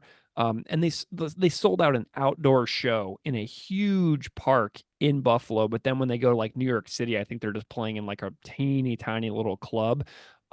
So Buffalo and Southern Ontario music is deeply interconnected. The Trews are also huge here in Buffalo too. The last time the Arkells played here in Hamilton, they sold out the football stadium. When the Arkells played in St. Catharines at the hockey arena a couple months ago, guess who was there? Me. And guess who loved it? Me. I was against the barricade for that Arkells show at that St. Catharines, Ontario hockey arena show. Are you going to that St. Catharines show that's coming up? Like, has Monine on it. It In has Protest the Hero? Protest the Hero. Are you going to that? I'm planning to be there. Yeah, I'm My planning brother on just going. texted me asking me if I wanted to go. Yeah, I think that I think that I should probably go to that because I want to hang out with Tim from Protest the Hero a little bit too. Any chance I can get to hang with Timmy is a good time. So I, I'm hoping to make that work. I haven't seen Tim in I want to say 18 years. Well, Tim is awesome. So hi Tim, we're talking about you on the podcast again. Steve, any other thoughts on Toronto hardcore in the 80s, sudden impact, where quantity is job one, bent/bent okay? Any other concluding thoughts for you on this episode? I think if I were to, pass anything on to our listeners and viewers at this point, I would say go check out, if you can find, I know you're not going to find a copy of the book because apparently it doesn't exist anymore, I but can't find it. if you can like just look up some of these bands in that are kind of discussed in the book, whether it be Sudden Impact, whether it be, like Young Lions, Swindled, any of these other bands, just give them a listen because there was some really, really good stuff happening in this era of Toronto music back then. And I think a lot of it gets really overlooked. Yeah. But, like a lot of these, pioneers of the music subculture that we enjoy were really doing some awesome things back then. And I think for the most part, they don't get enough credit for how much of an influence they had on, the bands that we played in or the bands that we like what they listen to, like Propaganda or whatever, like Right. and I'm not just saying this because, Zoe's dad and, uncle and stuff are part of it, but they don't nearly get enough recognition for the contribution that they had to an emerging Canadian music scene. I couldn't agree more. And it goes into metal as well. Like I've been hearing about, bands like Sacrifice and Razor for years because Chris and Todd would talk about them in so many interviews. But in the pre-streaming era, I couldn't find that stuff really. I didn't hear Sacrifice deeply. I mean, gosh, it must have been the last like 6 years or so. You know what I mean? And when I started hearing like Sacrifice records, I was like, I like this more than Slayer. And it's just like amazing to me that there's so much good stuff that just did not really percolate across the border a whole heck of a lot. Um, so I don't know, man. I'm really impressed with the Toronto hardcore from the 80s that I've been listening to for the last like couple of weeks. And when I listened to that entire Sudden Impact album with Mitch singing No Rest from the Wicked, I was like, wow, this is awesome. So this is totally the style of music that I love. Like I love Municipal Waste and Iron Reagan. I think those kinds of bands are fantastic. Power Trip, like I also see Power Trip kind of as like Yeah. a Sudden Impact lineage, like DRI, that crossover stuff. I love that crossover stuff. And I Even just a see, lot of like yeah. the early Negative Approach stuff is all over this too. Like it's very intertwined. Yeah, so I mean, I'm just so glad that Damian Abraham from Turned Out a Punk and the band Fucked Up is so thorough about his documenting of like the minutia of the Toronto music scene. Damian's episodes that he did on Turned Out a Punk about the Toronto metal book and the Toronto hardcore book are both fantastic listens front to back. And I'm glad that a book like this exists because there's so much. And I'm 40 and I've been listening to punk since like the mid 90s, and all these bands are new to me. And so many of them are very, very good. So I'm just glad that I was able to use this episode as a chance to go down a rabbit hole on something I didn't even know about. And once the episode drops, whenever that might be, we'll toss some links to some streaming services to the bands in our Discord, in our music channel. So Mhm. everyone can go and check out some of these bands because they absolutely deserve to be listened to, for their contribution to music. Fantastic. Well, Steve, what a great time. Thank you to Sean Cherry and Mitch Garvin. Sean for helping me connect with Sudden Impact, and Mitch for agreeing to be on a podcast about a song that he has a little bit of critique over, that he wrote 38, 39 years ago at this point. So really grateful to have that conversation documented as well. And yeah, The next the next what? time you hear from us will be at our Bangers Embrace Blind Guardian recap. Yes. All right. Well, thank you so much for listening to Unscripted Moments, a podcast about propaganda. As always, you can reach us at propagandapod@gmail.com. We also have a Discord server. If you want the Discord, shoot me a DM or an email, and I will send you a link to it. It's a fun time. Nice little community over there. So hi to all of our Discord people who may be hearing this. Steven, I'll see you for Blind Guardian in a couple weeks. I'm pretty pumped, man. So excited. Spend it for what your life